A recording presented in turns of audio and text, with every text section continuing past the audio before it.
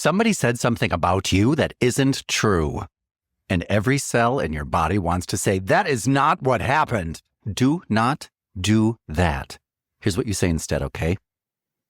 I'm not going to defend against that. 7 words. I'm not going to defend against that. Now, I know how those feel, like giving up. They are the opposite of giving up. And by the end of this video, you're going to understand why the defense was never the strong move. I promise to give you 3 things in this video, okay? Here they are. Number 1, every single time you deny an accusation, you make it more believable, not to you, but to everybody else listening. That is not a personality flaw. It is a mechanical property of how memory works. And there's research that shows it so cleanly, you will never argue with a rumor again. Number 2, there are 6 words, 6 specific things that you feel an urge to do the second you are accused. Feel any one of them, you have already lost the exchange. And you will feel at least one of them within about 4 seconds of the exchange. I'm going to name all 6. And number 3, there is a sentence for the worst kind of accusation, the one where you genuinely cannot answer, where every possible reply makes you look guiltier. That's at the end. And it is the most useful thing in this whole video, so make sure to stick around for that, okay? So let's start with what actually happens the moment you defend yourself. When somebody accuses you, they have built a little room. It has their rules, their premise, their version of what matters. And the second you start explaining, you have walked right into it. Watch how fast it happens. You never listen to me. That's not true. Last week stop. In 7 words, you have agreed to argue to the case that you are a person whose listening is in question. You didn't accept the accusation, but you accepted the courtroom. And now the only 2 available verdicts are guilty and less guilty. That's the trap. You cannot win a trial that you agreed to attend. The whole game was decided at the door. And here's how you know it's a courtroom and not a conversation. Longtime viewers know this line, and I'm going to say it again because it's the most useful sentence I have ever written. People who want understanding ask questions. People who want to control you make accusations. Nobody who genuinely wants to know what happened opens with a verdict. Now make sure to subscribe to this channel because I'm giving you one of these a day on the moments that quietly decide everything. But now, the mechanism. This is the piece that changes it from advice into physics. Start with something strange about your own head, okay? You can't think about not a thing before thinking about the thing. Like, do not picture 6 pink elephants walking through your front door. Did you picture it? Negotiation is a 2-step operation. Your brain builds the picture first, then attaches the not. But the picture is vivid and immediate, while the not is a small abstract tag just hanging off the side of it. Now apply that to a denial. I did not miss the deadline. What just got built in the listener's head? A missed deadline, complete with your face right on it. The not is in there somewhere, but it's the flimsiest part of the entire sentence, right? And then it gets worse because of what repetition does, and you know this. Researchers have looked at this directly. If you take a false claim and you present it alongside of a correction, check back later, what you'll find over and over again is that the correction can strengthen the false belief because what survives is the familiarity, the claim that got repeated one more time. Familiarity feels like truth, and by next week, people remember the claim and have lost the tag that said it was false. Every single denial is a free advertisement for the accusation. Remember that, okay? That's the amplifier. And now think about what defending yourself actually is. It's saying the accusation out loud in your own voice, repeatedly to the exact audience you least want holding on to that. You are the most credible person to repeat a lie about yourself. And when you defend, that's the job you take. Which gives us the fix, and it's mechanical, okay? Never negate, replace. Don't say, I didn't miss the deadline. Say, let me tell you what I did. That's the replacement. And then you tell them what you actually did in the affirmative, with no reference to what you are accused of. I sent it Thursday morning and I asked for a decision. Notice what's not in that sentence. The word deadline, the word miss.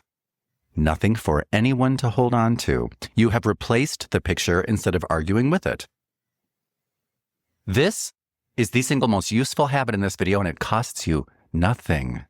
Whatever you say, they will picture. So say the thing you want pictured.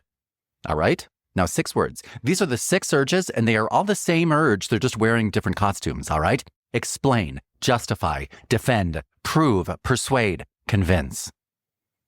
Feel any one of these rising, and you are hearing the alarm bell. The alarm bell does not mean you're guilty. The alarm bell doesn't mean you're wrong. The alarm bell means you have accepted the premise that you owe this person something. That acceptance happened before you said a single word. And here's the tell that runs underneath all 6 words. Every one of them puts the burden on you. Somebody made a claim, and within 4 seconds, you are the one doing work now. That is not how burden of proof works anywhere else in life. And you handed it over voluntarily because it felt like the responsible thing to do. Ugh. One more thing about that bell, and it was the useful part. This is useful. It is information about you, not them. We're going to come back to that at the end, and it is the whole reason this works, okay? So make sure to stick around for that. So what do you say when the accusation lands and you feel this bell? Is there a question in there for me? That is the return. Calm, genuinely curious, no edge on it, and watch. Watch the fork that it creates. If there is a real question, great. Now you're in a conversation and you can answer it. And answering a real question is not defending.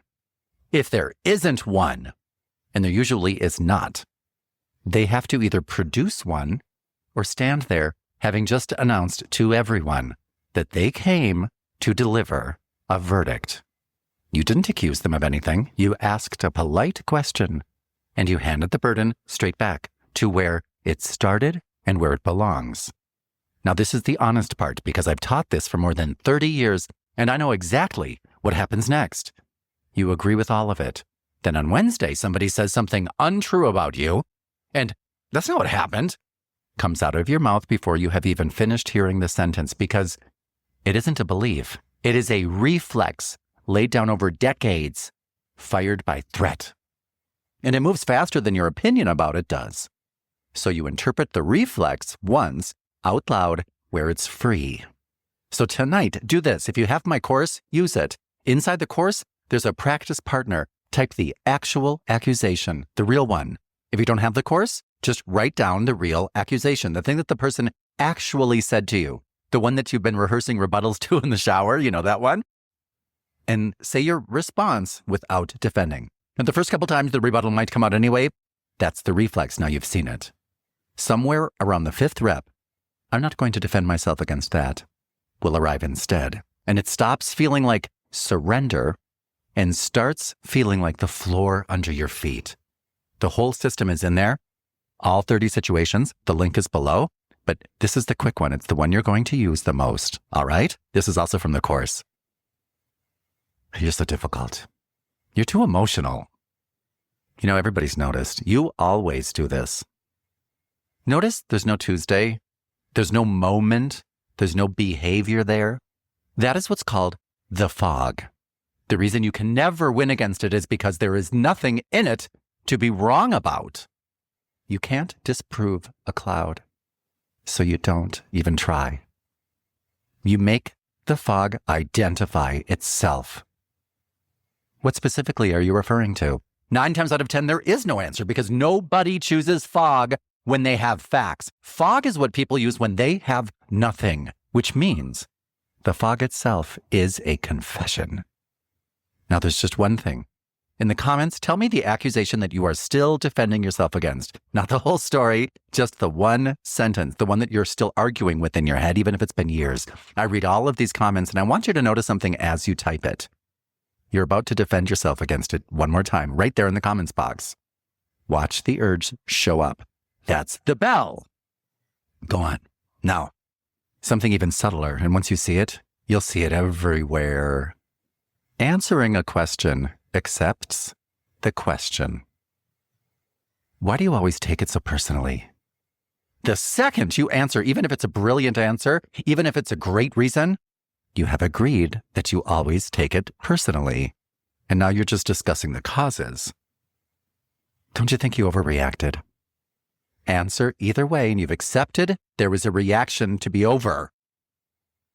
These are what we call loaded questions, and you have to know the names of the different types of questions and accusations. The load is in the assumption, not the question mark. Do not answer them. Take the assumption out and hand it right back to them. There's something in there that you've already decided. What's the actual question you're asking me? Make sure to subscribe if this is useful. Remember, I give you one of these every day. And now the worst one of all, the accusation that you cannot answer. You've been talking about me behind my back. You don't really care about this. You only did that to look good. Notice what all three of those have in common. They are about your interior, your motives, your private conversations, what you really meant. And there's no evidence that you can produce because you're being asked to prove something that didn't happen. And that sometimes lives inside your own head. Every reply loses. Deny it, and you sound offensive. Explain your motives, and you sound like you rehearsed it. Get frustrated, and you confirmed it. The game is unwinnable. And it's unwinnable by design. So do not play that game. Instead, name it. You've asked me to prove a negative. I'm not going to do that. The negative. And what you've done is changed what's being discussed. It isn't about your motives anymore. It's about a fact that they asked an unanswerable question. And everybody in earshot just heard you name it. Then, if you want a door, I'm happy to talk about this the moment it gets specific, okay? That is the exit, not a refusal, a condition. You said yes. And you said what yes costs them. One last thing, and this is the only thing that I actually care about, okay? Go back to that alarm bell. The bell. The hot rising. I have to correct this right now. The feeling? I told you that it was information about you rather than them. Here's what it says. We only defend what we believe to be vulnerable. You don't defend the things you're sure of. Nobody argues about whether they can read or not. The urge shows up in exactly one place. At whatever you have privately decided might be true about you, which makes it the most honest signal you own. It isn't telling you that the person is dangerous. It is telling you where you are still unsure. And that is worth more than winning the argument because it points at the actual work that we need to do. And here's the strange part, the part that took me a really, really long time to believe. In your defenselessness, your safety lies. That is not a lovely idea. It is a mechanic. Because a person who has nothing to protect cannot be reached.